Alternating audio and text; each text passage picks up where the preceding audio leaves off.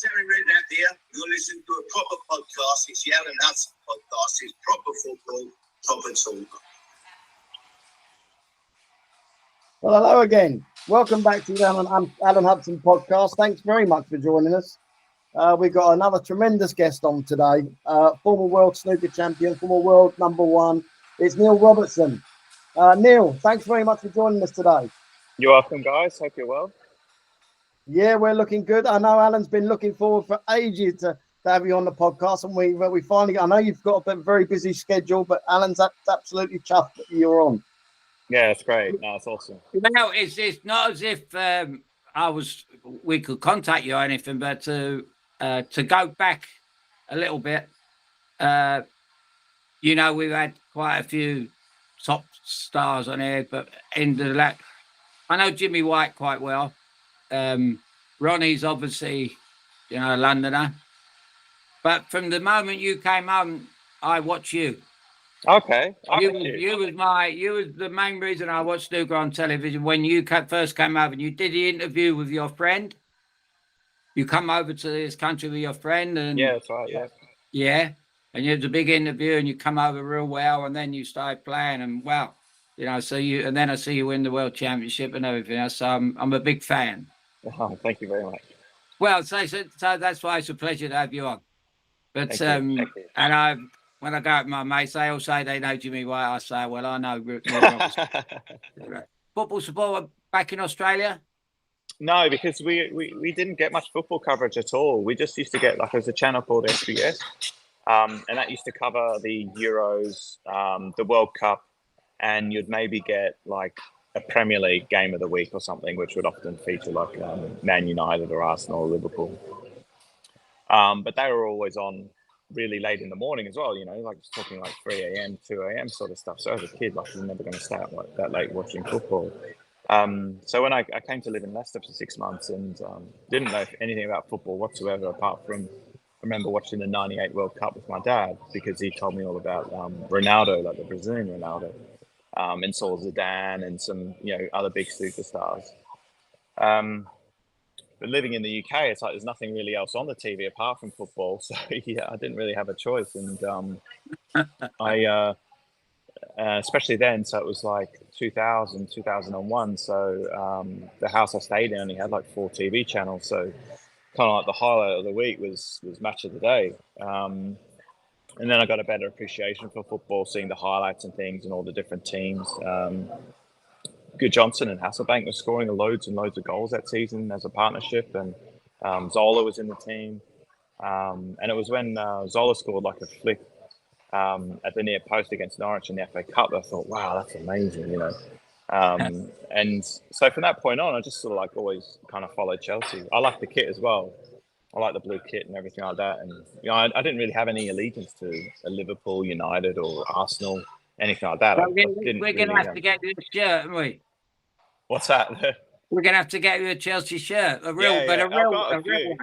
Yeah, I've got I like them. We did a podcast yesterday with a top former manager at Charlton Athletic, and he goes into... I have a drink sometimes with Frank Lampard's father. Okay, yep. Frank lives just down the road from me. In the money people. I live at the cheap end. He lives at the posh end.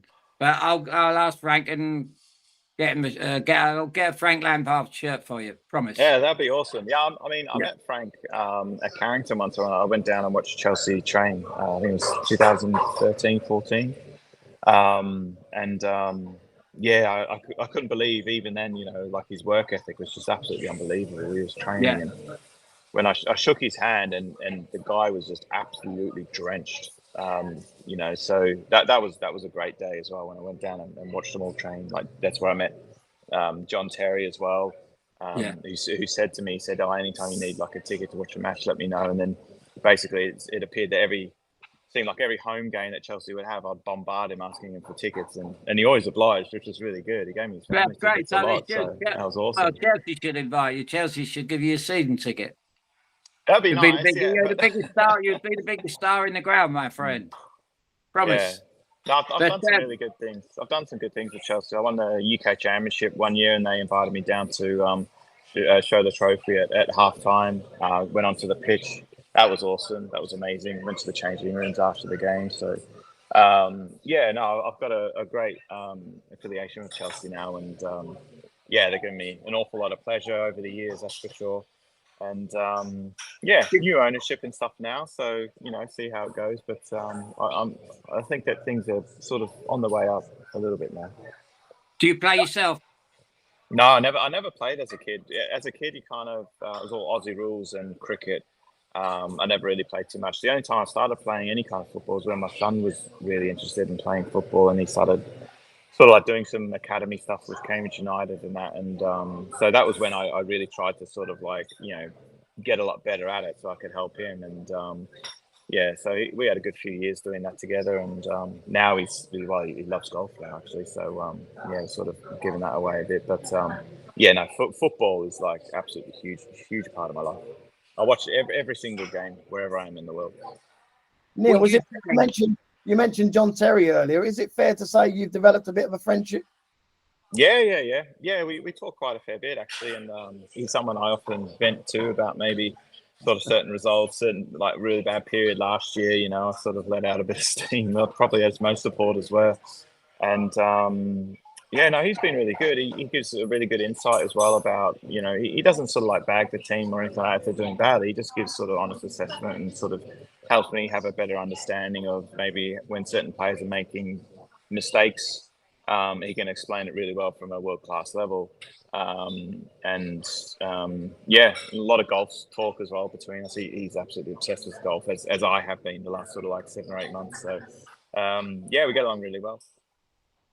I must ask you, as a kid, I used to watch John Newcombe and people like that from your side of the world. Rod Laver used to live in Fulham. Oh, really? Yeah. I see him one day in Fulham. So, and I used to love playing tennis myself, but it's a great game. But when you watch a football match, do you think football is tougher physically than tennis? I don't mean, I know there's more contact, but I mean, tennis is like, what I would say is about football is that, especially these days, like how much matches the players are playing. Like we even got the Club World Cup on when the players really should be resting, getting ready for the new season. So, yeah, and especially it's like around 40-degree heat at the moment as well when they're playing these matches. Like you saw it last night, the players were basically playing in a sauna. So, yeah, that's something, a great appreciation I've got with football is that although it's not the same kind of contact as like a rugby or Australian rules football, it's just the fitness levels are just absolutely incredible to be able to, because especially if you're in a top team, you're playing 3 times a week. And people can say, okay, yeah, they're paid an awful lot of money. That is true. But, at the end of the day, the human beings and, how they manage their bodies, the sports science into everything. So football definitely has to be one of the highest fitness requirement sports for sure. I mean, tennis can be, really brutal, but I think that, football has to be right up there. Has to be. Brutal being the word. Yeah. I can only imagine. I'm a big McEnroe fan as well. I mean, have you come across the Mac? No, I haven't really met too many tennis players actually. Yeah, no, I went to Wimbledon last year. That was really good. Watched a couple of matches there. That was really nice. But yeah, no, I can't say I've met too many tennis players actually. I mean, I love watching tennis, especially now as well with Sinner and Alcaraz and that. They seem to really sort of take on that mantle, sort of post Federer and Nadal. Djokovic is still sticking around, so I think it's been a very it's been a very good sort of like 20 years of tennis. So what was it, your love of Chelsea? Did it emanate from the Gudjohnsen Hasselbaink era? Is that when it started? Yeah, because I just like so when I went back to Australia for 18 months, because I didn't keep my place onto the tour, I always like kept up with the results and everything like that. And I really like Chelsea because it was all overseas players. So this is going to sound stupid, but back then I wasn't like anti-English, but the Australia-England kind of rivalry thing. So I liked Chelsea because I saw them as like an overseas team beating English teams. You like that kid? Yeah, I mean, I think they were the first side to field a full non like a non-English 11, right? Like every single player. I think they were the first team. Yeah, had like Desai, and I think was the big Norwegian striker as well. Was it Flo and that, and Melchiot, and it was just like a full team of just international players. So I kind of liked it. So I kind of viewed it at the time as kind of like the international team, the English team. But then, as you get more into football, you understand it more. I remember John Terry. I remember early 2000s. He went to a big snooker tournament. I think it was the Masters, and he was there on TV. And he was like a Chelsea player, and he was a big snooker fan. So that was another reason to kind of support Chelsea. As a massive snooker fan. Like, he's one of Chelsea's up and coming sort of going to be a great player for the team. So started supporting him really from like 2001. How many games a season do you tend to watch? These days, it's very schedule dependent. It all depends if sometimes I come back home from overseas and then Chelsea's playing away, and that seems to be like a general pattern of things. The last couple of years, I think, sort of since COVID, I didn't really go to too many live games. I think the state of the team wasn't particularly great, and my son was doing a lot with football, so my son's football would often clash with fixtures. But now he's not playing football anymore. I think definitely going to get down a lot more. And I think there's a better upside in the team as well. I think that the team is improving and getting better. But I certainly didn't go and watch sort of during the period where Potter was in charge. It wasn't particularly the best choice to sort of use 5 or 6 hours of my time to go down and watch that. So, but I think when John was playing, it was like, I must have gone to about like 12, 13 games or something like that in one season. Like, I was going all the time. Like, it was absolutely crazy. So, and it was awesome. So sometimes you'd give me like the family tickets where I'd be sort of in around Jeremy Clarkson and people like that. But then he would also like get me the shed end tickets as well, where the atmosphere is like really pumping, So in some ways, I actually enjoyed watching being in the shed end, because I feel that was where like the real hardcore fans were, and that was awesome. Went to big nights, big Champions League nights and stuff, and saw some. Actually, I think I've been to well over 20 Chelsea games, and I've never seen us lose. I've seen us win every single game and drawn one. That was it. So it's a crazy record. It's something like 23 wins and 1 draw. Wow, you're a real lucky charm. Yeah, well, remember the Battle of the Bridge, the Tottenham game and Chelsea, where if we won, it would pretty much end Tottenham's chance to win the title. Well, John actually texted him saying, because he's a really superstitious person, and he knew of the record that I had whenever I would go and watch, and he says, "Oh, we really need your record, mate. Like, are you able to come?" He actually asked me to come because of the record, like, that would stop Tottenham winning the title, and I couldn't actually make it because I was playing in a snooker tournament. But it was obviously great that we stopped them winning, because that we would never have heard the end of that. And who was your idol with snooker as a kid? Idol is be like Hendry and Jimmy White, I would say. You could probably say Jimmy White, because I always hoped that he would sort of win one of the world titles, but sadly he couldn't do it. But it was certainly Hendry and Jimmy in the early days, and then obviously when Higgins, Mark Williams, and Ronnie came along, they were huge inspirations for me as well. You get along with Ronnie? Yeah, I get along with Ronnie great. Yeah, really, really well, really well. We just got married, actually.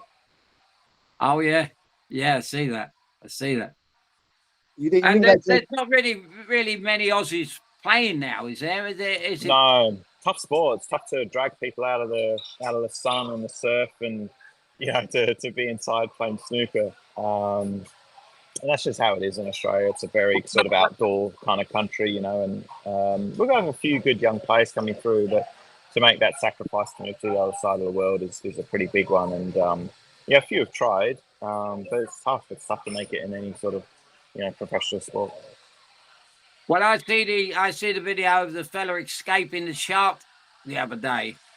Quite God. famous. And I wondered why people want to go surfing. You're No, I'd obviously never one do. of the- If I ever go in the water, I always make sure I'm the close. Like I'm always making sure that I'm not the furthest one out. Like I see that I put myself in the perimeter of other human beings, and I make sure I'm well inside. Well, yeah. Yeah.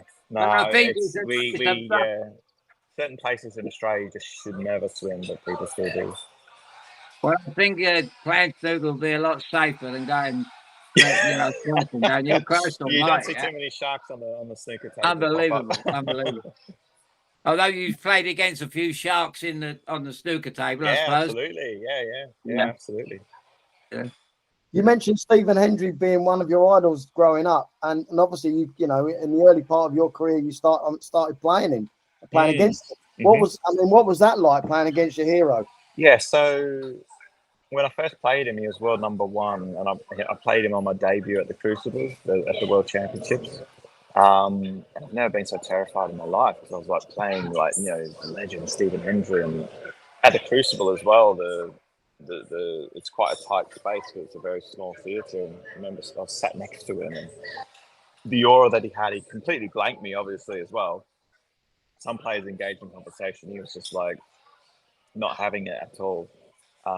It was a real intimidating presence. And the weird thing is, and I've seen other players talk about this as well, is that so he beat me probably the first 4 or 5 times we played, I think. But then I started beating him, getting more comfortable in his presence. And when I beat him, and then I started beating him on a more regular basis, I almost subconsciously almost didn't want to, because he was my idol growing up as a kid. It's really weird. Like, you've often heard people talk about that when they're beating other sort of players in other sports, No, I don't think you never, deep down, you never want to beat your idol. Do you know what I mean? Because they were like your hero as a kid, but you got to. Well, strangely enough, it was quite the opposite in our game. It's football is quite the opposite. You never ever felt sorry for the opposition. Doesn't matter how well you get on with anyone, you never felt sorry for them. As simple That's as true. that. Yeah, I mean, you have to, right? As soon as you lower your guard down, then you leave yourself open to getting beat. Yeah, for sure. And where are you now? You're playing at Cardiff today. This afternoon. Yeah, so we're going to be doing an exhibition tonight in Cardiff, and then stay overnight, and then we do another one tomorrow afternoon. So I hope wherever I'm playing has got air conditioning. It's pretty toasty out there. I did an exhibition last week, and it was 32 degrees on the Saturday. Oh my word! Wow, I felt as though I must have lost about 3 stone. Now you've had quite a resurgence this year, haven't you? Because you went 2 or 3 years without winning a tournament, and suddenly you've won 2 this year. I mean, you must be feeling quite good about your game. Yeah, because I had the longest winning record of the winning streak from 2006 to 2023. I won a tournament every single calendar year, and 2024 was the only one where I didn't win anything. And so I came back really strong last season.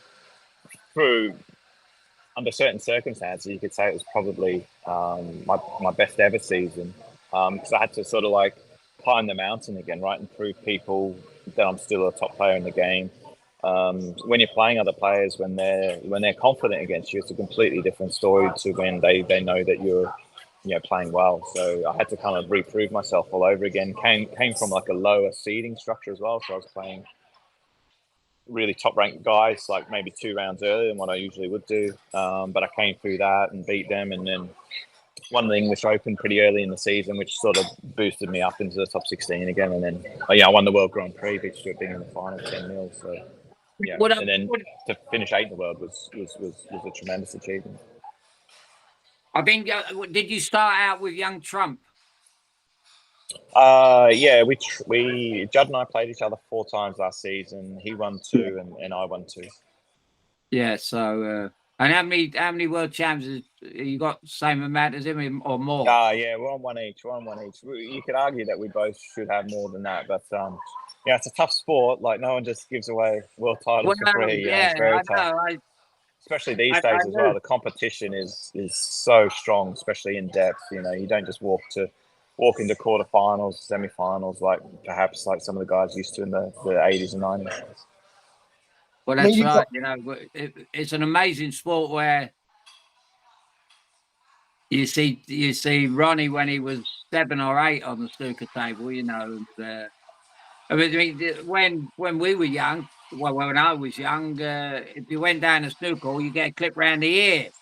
You know. Yeah. Well, when nowadays, obviously, because it's so big, you know, it's go to the snooker hall, you know, and Yeah, it's yeah. which And is there's a lot of great, you academies know. everywhere as well. A lot of academies in around China and over here as well. They're opening up academies to get younger people in where, they're not in that environment, I suppose, where, even me as a kid as well, like, going around the snooker halls and stuff like that, being a bit of a menace, as well as playing. Like, it was just kind of a fun place to go. Like, I guess I was quite fortunate in the fact that, like, the internet and iPads and technology it wasn't really around until my early 20s. So that period leading up to that, I was able to sort of be out of the house and and playing a lot of snooker and other sports as well, really. And where do you live, Neil? Cambridge. You live Been in living there Cambridge. for over 20 years now. Yeah. Do you ever come into London to socialise? And No, I don't really get a chance. Like our calendar's so busy. So like when I come home, I quite like kind of being home really with Miller and the kids and that. And but I mean, if something sort of comes up where if it's in London something to do, then I'll certainly go down. I wonder what would be like, because it's very rare around here. It's we used to have, as I said, Jimmy lives up the road a few mile away. George Best used to live just along the street, and I wonder what the reaction would be if you lived in Chelsea. If Mind you, there's not a lot of, all around, you know, although around here now, no one gets recognised because there's so few English around here. You know, Right, okay. we're the minority in our own country now. But it would be interesting if you was to walk into one of the local pubs around here and how they would react.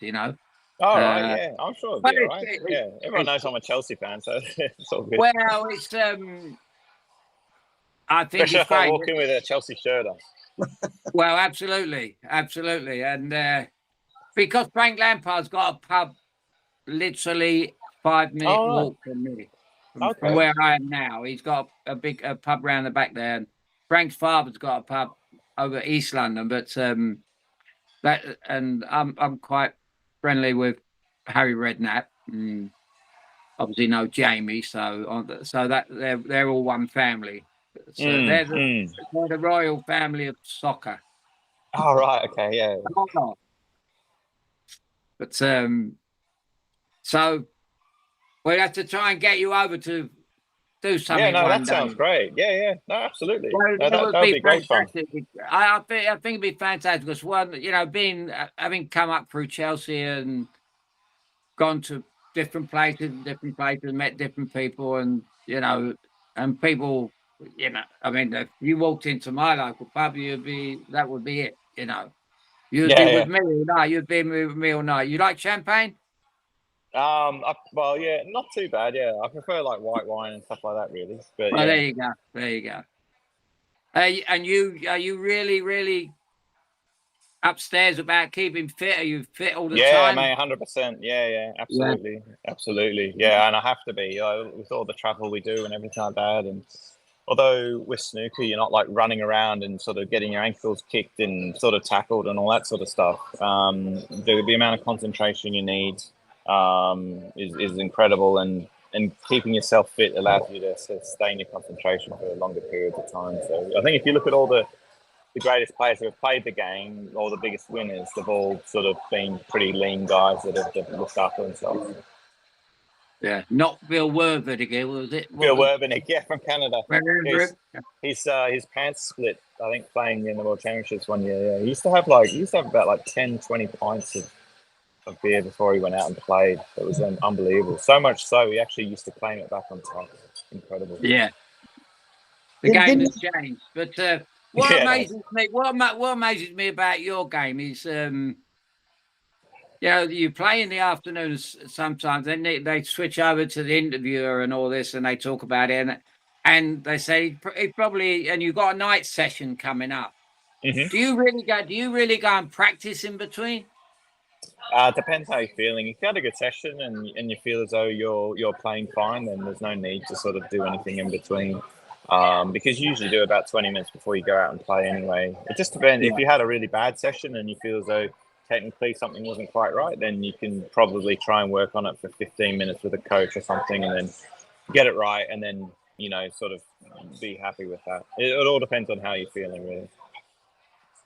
And explain to us, because I don't believe in coaching in football. Explain how a coach can improve you.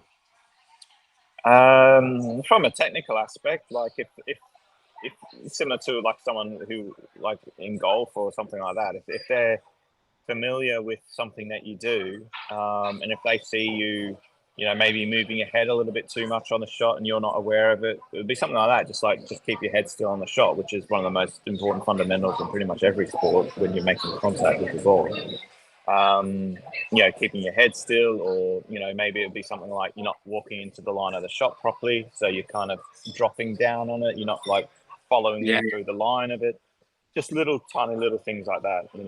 Nothing like major where you need to change your arm position by 3 inches. Nothing like that. It would be just minor little things which can make that few percent difference to a performance. You've got quite a reputation for break building. I think I was looking earlier on the WPBSA website, and you're close to 1,000 century breaks, aren't you? Yeah, I'm gonna get there. Yeah, I'm gonna get there pretty soon. And if I keep at the rate that I'm making them, I'll get to 1,000 centuries in terms of frames played, the fastest out of anyone who's ever played. So yeah, that's a massive goal of mine this season, to keep up the century rate going really good, and then I can break the record to get there like the quickest in terms of the amount of frames played. I mean, you're talking about focus and your mindset being on it. I mean, you really, to be able to produce so many century breaks over a long period of time. I mean, that takes real focus, I should imagine. Yeah, absolutely. Yeah, and again, like making the centuries and converting them is something that you need really good concentration for. I think it makes a big difference if you make a big century break, like say you make 130, 140 break. The crowd go nuts, and it gives you a lot of momentum. Where a lot of players, they don't have the concentration. Once they get to 80 or 90, they'll miss because they're trying to sort of save energy for the next frame. Where the top player, like that's where Hendry was so brutal, was that he used to make century after century after century, and it would just bombard the opponent with it, and then the crowd really get behind you and everything. So it makes a big difference to be able to do that. We've got to ask you about the Chinese influx now and the new world champion. I mean, what do you make of Xing Tong and what he's done in the game? I mean, it's going to be huge for China. So China have already invested an awful lot into snooker over the years through the tournaments that we have, and also they've developed a lot of young players. They've got they've got academies in China and that. And once they sort of get behind the sport, they're really all in, and we've benefited a lot from that. So for China to actually have a world champion now, where we thought Ding Junhui would probably be world champion by now, but he never was able to do it. With Xing Tong being world champion, it's going to sort of take things to another level again in China, which is, it's only going to benefit all the players on the tour, which is good. Do you know Xing Tong well? No, I don't know him particularly well, no. Yeah, I mean, generally he's sort of well received by all the players and that. He plays the game in a really great style, in some ways that I think a lot of people think that it sort of like looks like Jimmy White when he was like when he was playing at his best, just that free flowing kind of look about it, yeah, so no, it's good for the game. It's good to have another overseas player win the world title, and yeah, hopefully again it can just help the game to keep growing around the world. And what's on your next on your list? When you're going to win it again? Well, the World Championship, we have to wait until May. The first tournament on the calendar is the Shanghai Masters out in Shanghai at the end of July. So still just doing a couple exhibitions. That sort of keeps me sharp. And then next week is when I'll start sort of really getting into the practice and start building myself up for that. Are there any other Chelsea fans on the snooker tour? Chelsea fans. Kyron Wilson's a Chelsea fan. He's not like, Kyron Wilson won a world title 2 years ago. He's not like, I don't think there's certainly not many as big as me in terms of football fans. I think Kyron's a Chelsea fan. I think Ben Wilson's ranked something 30 something in the world. He's a Chelsea fan. Jimmy, obviously, a Chelsea fan.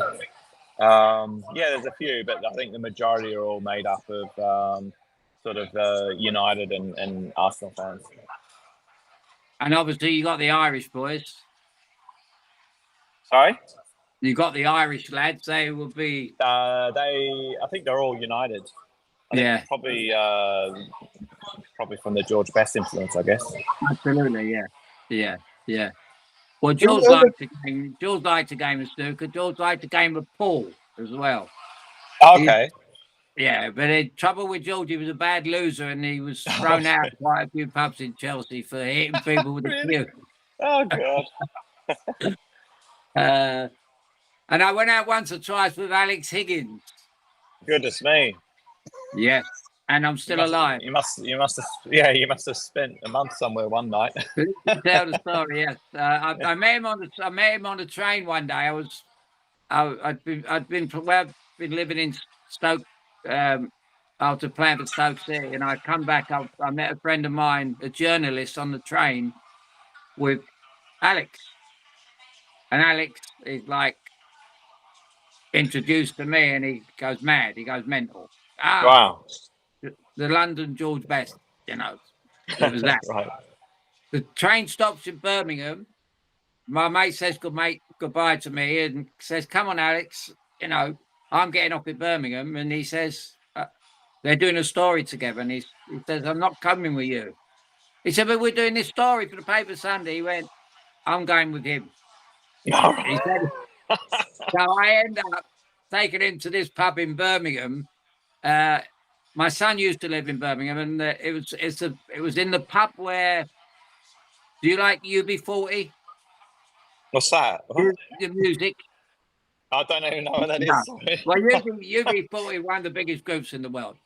Oh, right. Band. No, Well, this pub was where they used to drink, and one of their albums was the pub, and we go in there. I go in to meet my son, and I take Alex in there. And I had a girlfriend at the time; she was there. And next thing you know, Alex is conversing, and all of a sudden he looks over in their corner, and there's four fellas in the corner drinking, playing cards. Now he likes to gamble. Alex loves to gamble. 5 minutes later, he says, "I'm just going to go and play cards with the boys in the corner." So we went, yeah. So he went away. We went, "Oh, that's good," because we had a little rest, Next thing you know, 10 minutes later, the table's gone up in the air, cards everywhere, money everywhere. He went mad. He was buying. Yeah. So crackpot. Well, I called him the Hurricane for a reason. Yeah.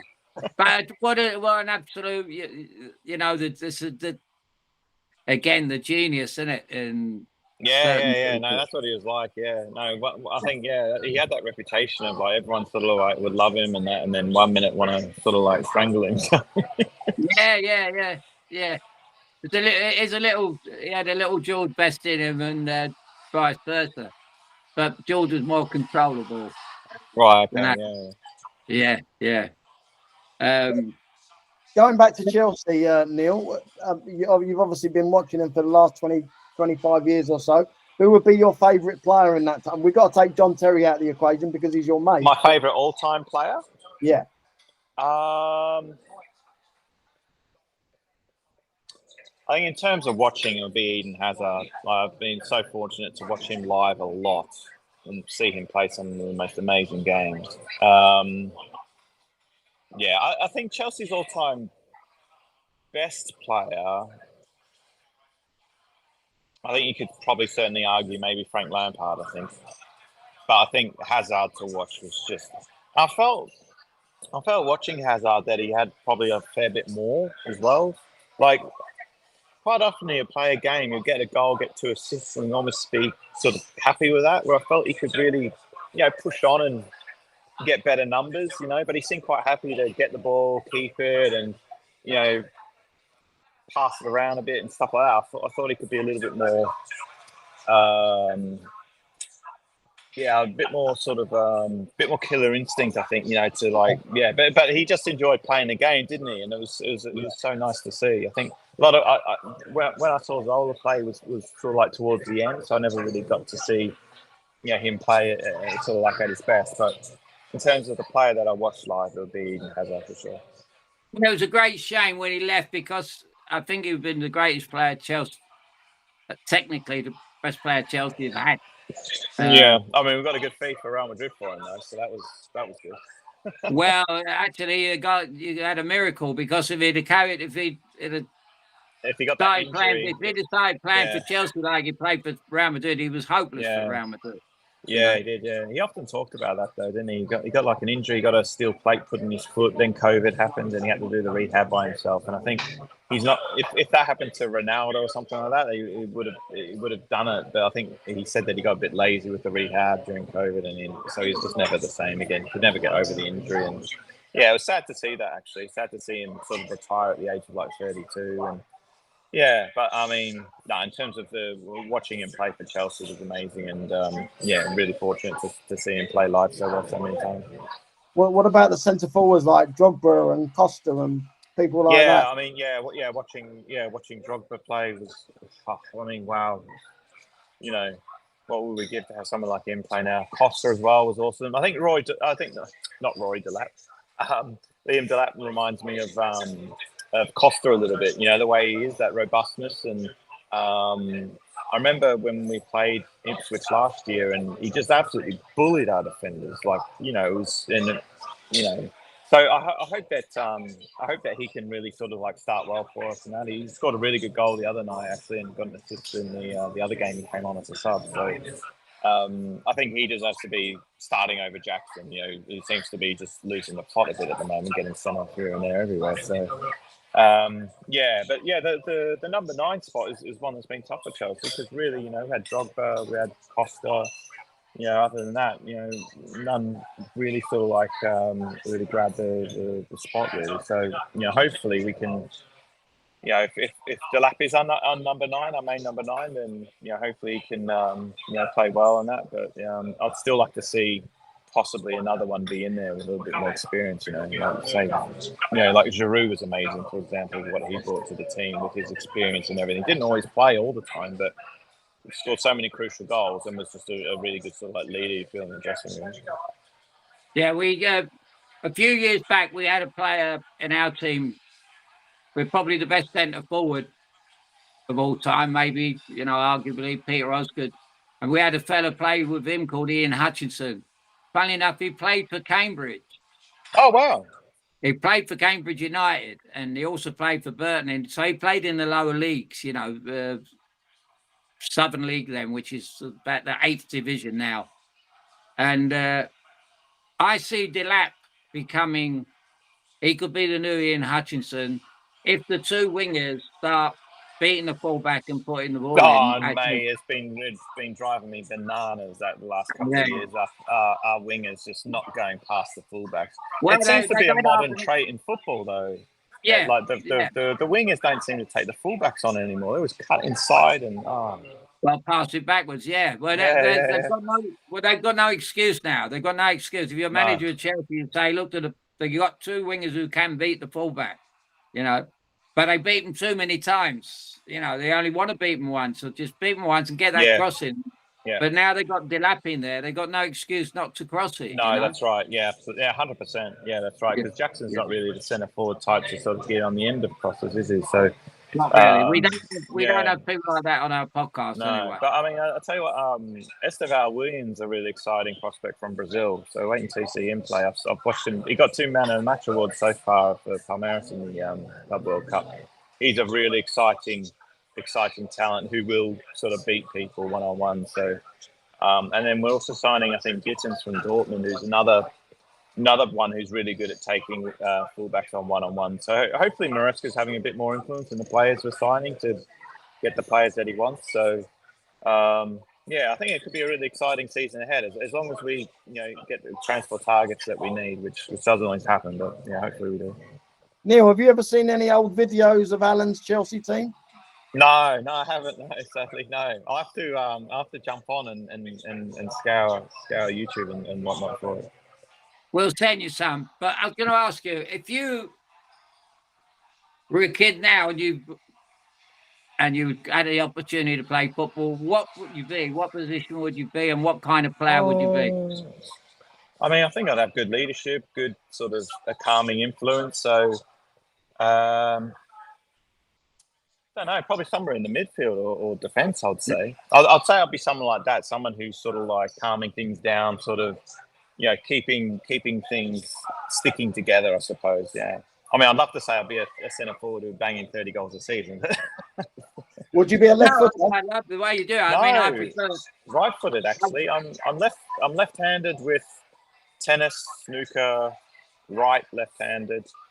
But I play cricket right-handed and football right-footed. Yeah, so I'm a bit of both. Yeah. We've got to be in common. Who are you going to be supporting for the Ashes? Sorry? Who are you going to be supporting for the Ashes?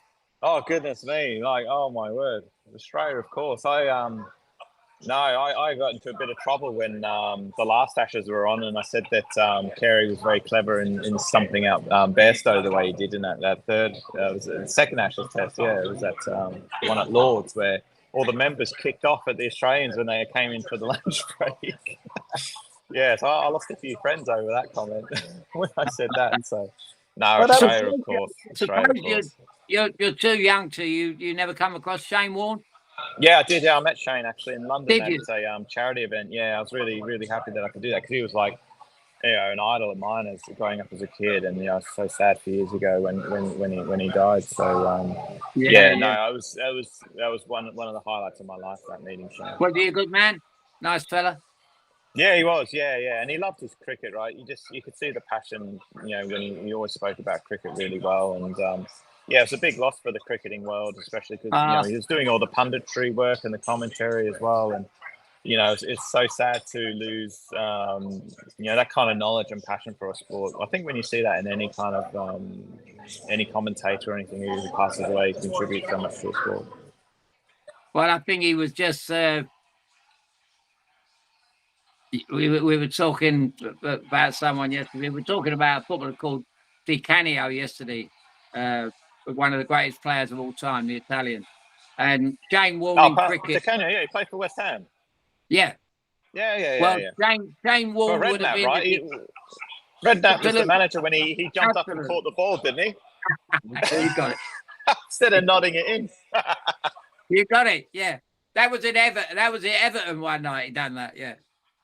But Shane Warne would have been the equivalent to Australian cricket to what Di Canio was to English football.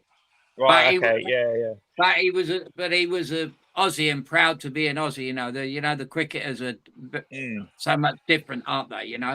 Yeah. There's this great. The Ashes is probably as good a tournament as anything ever. Yeah, it is. The Ashes it gets the whole nation watching cricket, which is obviously really good. Yeah. Well, I've got my bucket list. One is to go to West Indies to see England-West Indies test. Okay. And the other one is to go to the Ashes in Australia. But last Melbourne, time I went the Boxing Day test in Melbourne at the MCG, 100,000 people there.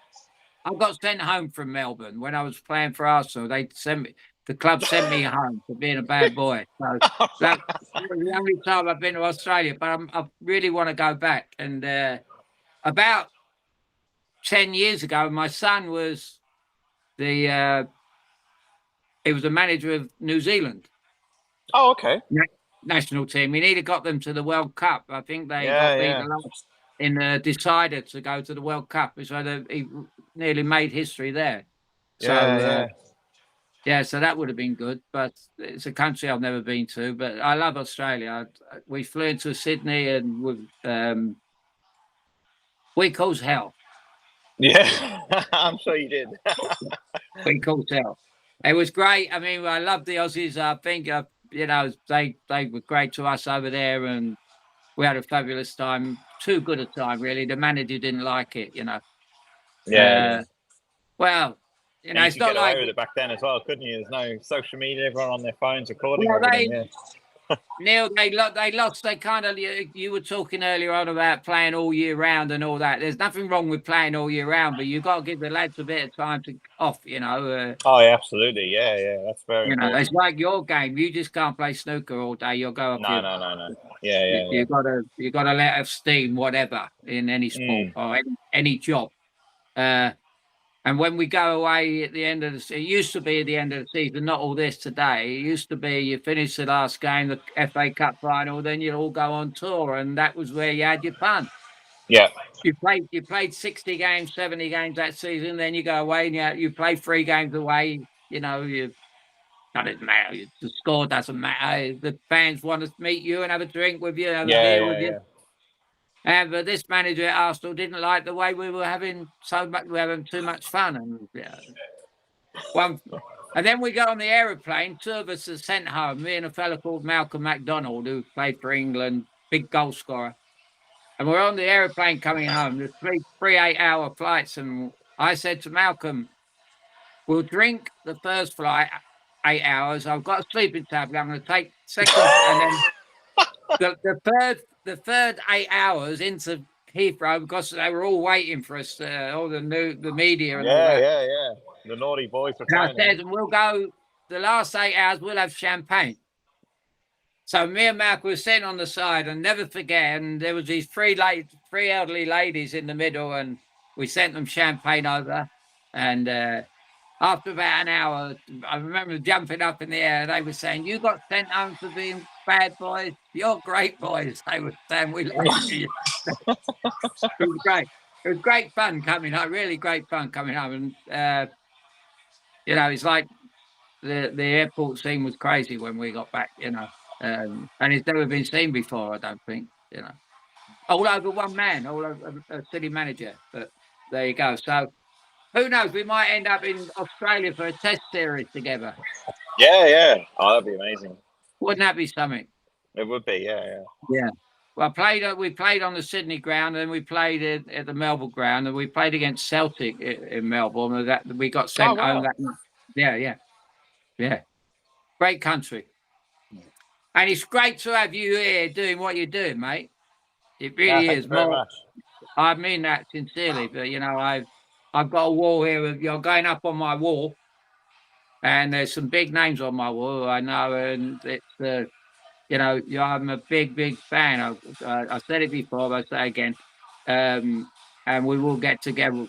Maybe go to a game, meet up with Tony before. Yeah, that would be great. But do one thing: if Tony ever asks you to go to a game with him, say no. Because Neil has got the worst seats at Stamford Bridge. No, that doesn't matter. Honestly, sitting on the ground outside, they're just round. Neil, my seats are in the front row. I've got season tickets in the front row in the East Stand, and Alan doesn't like those seats. Oh, right, okay. Well, all you see is a sea of legs. You can't see the game. You can't see the game. Yeah. But you get great atmosphere there, though, Neil. Yeah. No, that's it.